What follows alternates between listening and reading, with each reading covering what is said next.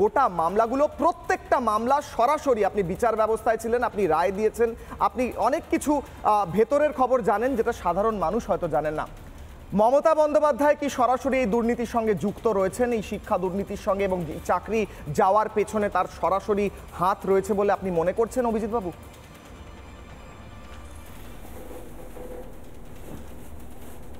হ্যাঁ, আমি মনে করছি, কারণ মমতা ব্যানার্জির জ্ঞাত সারে ছাড়া ওনার অজ্ঞাত সারে এত বড় কেলেঙ্কারি হতে পারে না। সুতরাং তিনি এই কেলেঙ্কারি জানেন এবং এর সঙ্গে যুক্ত। মমতা বন্দ্যোপাধ্যায় সরাসরি যুক্ত এই দুর্নীতির সঙ্গে। আপনি অভিজিৎ বাবু, আপনি হেডলাইন্স দিচ্ছেন, আপনি বলছেন মমতা বন্দ্যোপাধ্যায় সরাসরি যুক্ত, উনি যুক্ত না থাকলে এটা হতে পারে না, এত বড় পর্যায়ের দুর্নীতি। আমি আরো একবার রিএমফাসাইজ করছি।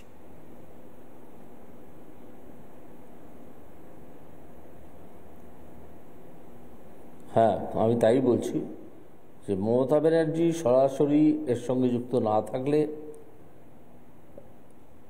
এত বড় দুর্নীতি হতে পারে না। তার চোখের ওপর দিয়ে অন্য লোক জাগরুতি করে যাচ্ছে আর তিনি তার কোনো অংশীদার হচ্ছেন না,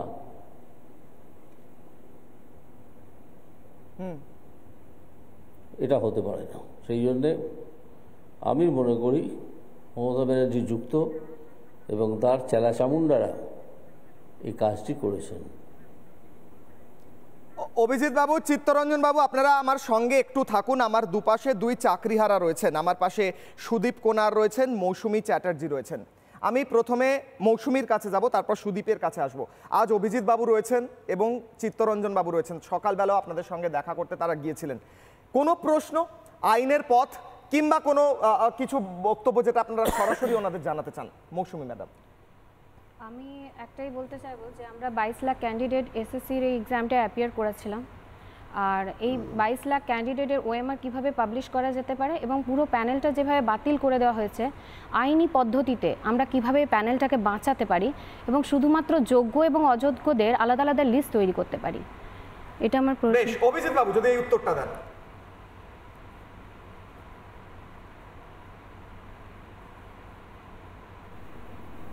প্রশ্নটা কি?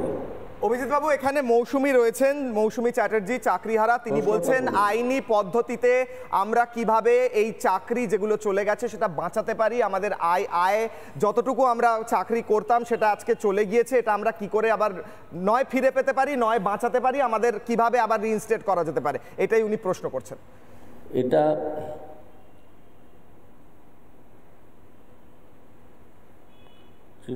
যিনি এটা বাঁচানোর জন্যে একমাত্র উপায় হচ্ছে সুপ্রিম কোর্টের শরণাপন্ন হওয়া। কারণ সুপ্রিম কোর্টই তো রায় দিয়েছে, চূড়ান্ত রায় সুপ্রিম কোর্ট দিয়েছে। এইটা মমতা ব্যানার্জি বা তার চেয়ে বড় কোনো নিশ্চয়ই সারা ভারতবর্ষে খুঁজতে হবে এরকম কেউ আছেন কিনা।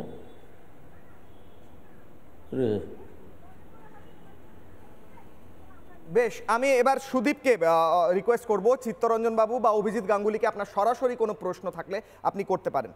হ্যাঁ, নমস্কার। আমাদের চিত্তরঞ্জন বাবুকে আমি প্রথমেই নমস্কার জানাই এবং ওনার কাছে একটা প্রশ্ন আমি রাখতে চাই। চিত্তরঞ্জন বাবুর কাছে, চিত্তরঞ্জন বাবুর কাছে প্রশ্ন সুদীপের। হ্যাঁ, একটা প্রশ্ন রাখতে চাই, যেটা হচ্ছে যে সুপ্রিম কোর্টের অর্ডার অনুযায়ী যে বলা হয়েছে যে পুনরায় পরীক্ষা নিতে, সেই পরীক্ষার দায়িত্ব আবার দেওয়া হয়েছে এসএসসিকে। এসএসসি কি পারবে সেটাকে সম্পূর্ণ দুর্নীতিমুক্তভাবে নিতে, বা সেই পদ্ধতি কি এসএসসির কাছে কোনো আছে?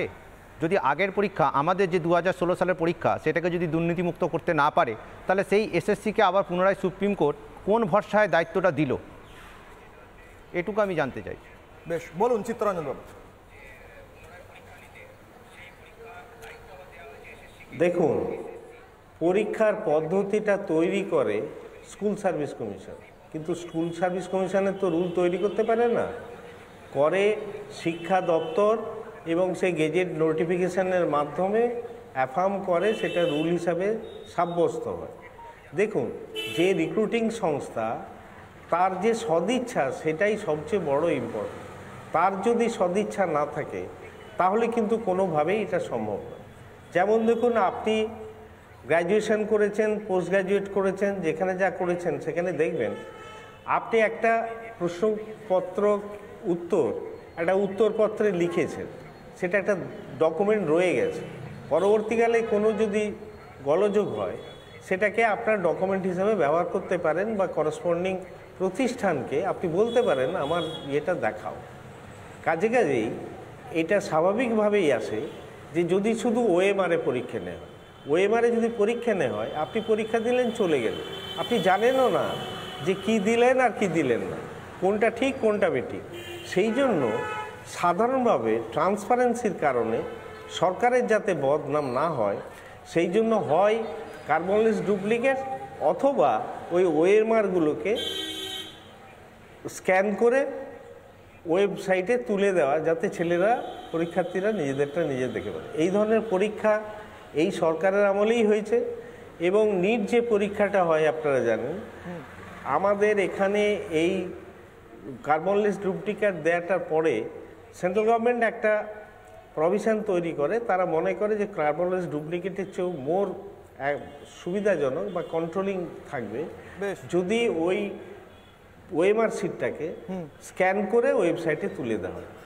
দেখুন এরপর থেকেই কিন্তু যদি দেখেন নিট নিয়ে যে সমস্ত সংস্থা হতো, মামলা হতো, কোটি কোটি টাকা দুর্নীতি হতো, সেগুলো কিন্তু বন্ধ হয়ে গেছে।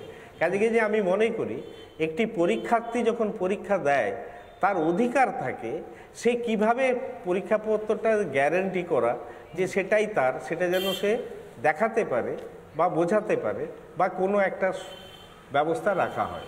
এটা যদি করতে হয় তাহলে চিত্তরঞ্জন বাবু, আমার কাছে সময় একদম কম। নানা ধরনের কন্টেন্ট দেখার জন্য লাইক করুন, শেয়ার করুন আমাদের ফেসবুক পেজ, সাবস্ক্রাইব করুন আমাদের ইউটিউব চ্যানেল। পাশাপাশি অন্যান্য ব্রেকিং নিউজের জন্য অবশ্যই চোখ রাখুন রিপাবলিক বাংলায়।